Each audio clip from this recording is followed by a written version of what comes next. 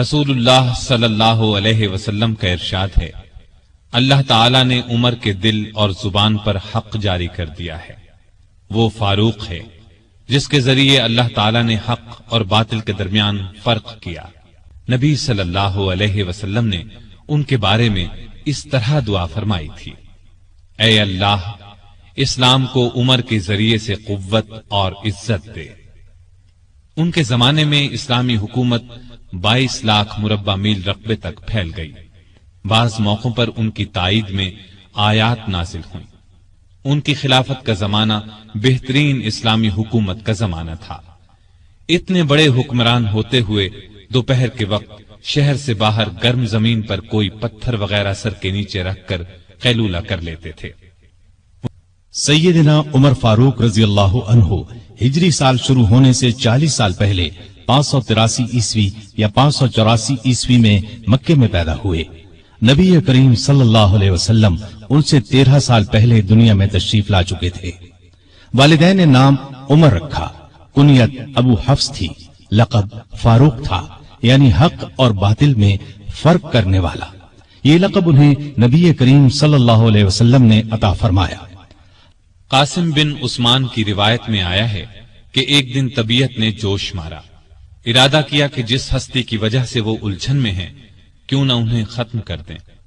چنانچہ ننگی تلوار ہاتھ میں لے کر نکلے۔ راستے میں ایک مسلمان نعیم بن عبداللہ مل گئے۔ انہوں نے پوچھا، خیر تو ہے، ننگی تلوار لیے کہاں جا رہے ہیں؟ بولے، محمد کو قتل کرنے جا رہا ہوں۔ نعیم نے کہا کہ پہلے اپنے گھر کی خبر تو لیں، آپ کی بہن اور بہنوئی مسلمان ہو چکے ہیں۔ سیدنا عمر الٹے پاؤں بہنوئی کے گھر پہنچے۔ اس وقت ان کے بہنوئی سعید بن زید اور فاطمہ بنت خطاب کے گھر میں رسول اللہ صلی اللہ علیہ وسلم کے ایک صحابی خباب بن ارت بھی موجود تھے۔ خباب بن ارت انہیں قرآن سکھا رہے تھے۔ عمر نے دروازے پر دستک دی تو خباب گھر کے ایک حصے میں چھپ گئے۔ فاطمہ نے قرآن کے اوراق چھپا دیے، لیکن عمر تلاوت کی آواز سن چکے تھے۔ اندر پہنچ کر پوچھا، کیا پڑھ رہے تھے؟ مجھے معلوم ہوا ہے کہ تم مسلمان ہو چکے ہو، اپنے باپ دادا کے مذہب سے پھر گئے ہو۔ یہ کہہ کر انہوں نے دونوں کو مارنا پیٹنا شروع کر دیا۔ بہن کے سر پر ایک لکڑی ماری، ان کے سر سے خون بہ نکلا۔ اس وقت دونوں میاں بیوی کے منہ سے نکلا، ہاں اے عمر، ہم مسلمان ہو چکے ہیں، اللہ کے رسول پر ایمان لے آئے ہیں، تم سے جو ہو سکے کر لو، اسلام تو اب ہمارے دلوں سے نہیں نکل سکتا۔ عمر نے بہن کا خون دیکھا اور یہ الفاظ سنے تو غصہ ٹھنڈا ہو گیا۔ بولے، اچھا جو تم پڑھ رہے تھے مجھے دکھاؤ۔ بہن نے اوراق انہیں دے دیے، ان پر سورہ طٰہٰ لکھی تھی۔ انہوں نے اس کو پڑھا تو بے اختیار پکار اٹھے، واہ کتنا عمدہ اور اعلیٰ درجے کا کلام ہے۔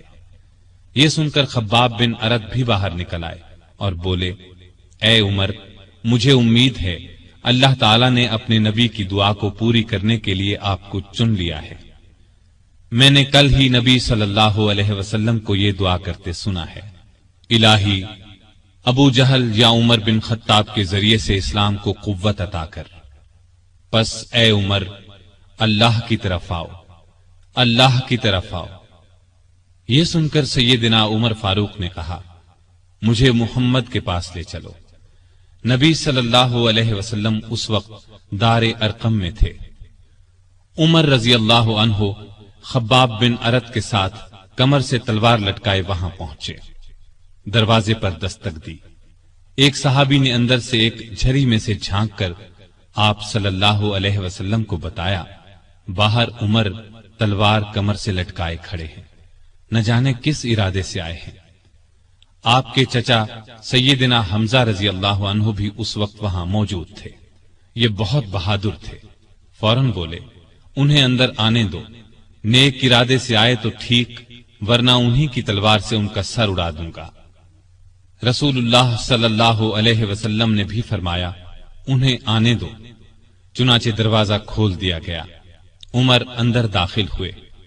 آپ صلی اللہ علیہ وسلم اٹھ کر ان کی طرف بڑھے، ان کی چادر کو مٹھی میں دبا کر زور سے کھینچتے ہوئے فرمایا، خطاب کے بیٹے، تم کس ارادے سے آئے ہو؟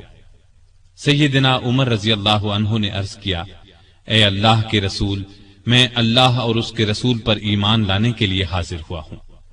اس پر آپ صلی اللہ علیہ وسلم نے زور سے اللہ اکبر فرمایا۔ باقی مسلمانوں نے بھی اللہ اکبر کا نعرہ لگایا۔ اس پر تمام مسلمان دار ارقم سے 2 صفیں بنا کر نکلے اور کعبے کی طرف روانہ ہوئے۔ ایک صف میں عمر تھے، دوسری میں حمزہ۔ سب نے مسجد حرام میں نماز ادا کی۔ قریش نے یہ دیکھا تو طیش میں آ گئے۔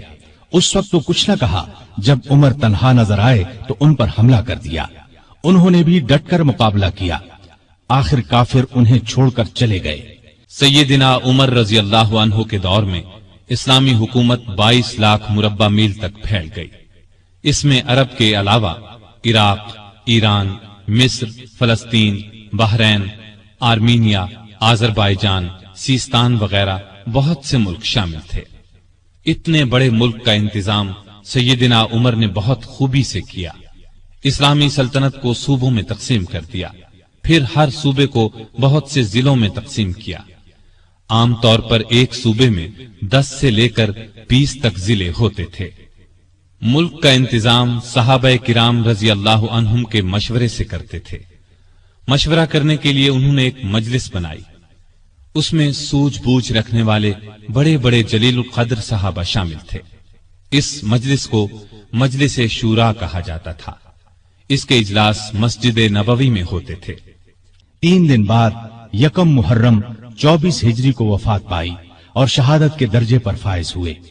اس وقت عمر 63 سال تھی۔ جنازہ چارپائی پر رکھا گیا تو چاروں طرف لوگ جمع ہو گئے۔ سیدنا علی رضی اللہ عنہ آئے تو فرمایا، اللہ آپ پر رحم فرمائے، آپ نے کوئی ایسا شخص نہیں چھوڑا کہ اللہ کے سامنے جانے کے لیے مجھے اس کے عمل آپ کے عمل سے زیادہ پسند ہو۔ اللہ کی قسم، مجھے امید تھی کہ اللہ آپ کو آپ کے دونوں ساتھیوں کے ساتھ رکھے گا، اس لیے کہ میں اکثر رسول اللہ صلی اللہ علیہ وسلم کو اس طرح فرماتے ہوئے سنا کرتا تھا، میں گیا اور ابو بکر و عمر گئے، میں داخل ہوا اور ابو بکر و عمر داخل ہوئے، میں نکلا اور ابو بکر و عمر نکلے۔ جنازہ حضرت صہیب رضی اللہ عنہ نے پڑھایا۔ حضرت علی، عثمان، سعد بن ابی وقاص اور عبد الرحمن بن عوف رضی اللہ عنہم نے قبر میں میت کو اتارا اور اسلام کے اس بہت بڑے فرزند کو ہمیشہ کے لیے رسول اللہ صلی اللہ علیہ وسلم اور سیدنا ابو بکر رضی اللہ عنہ کا ساتھ نصیب ہو گیا ہے۔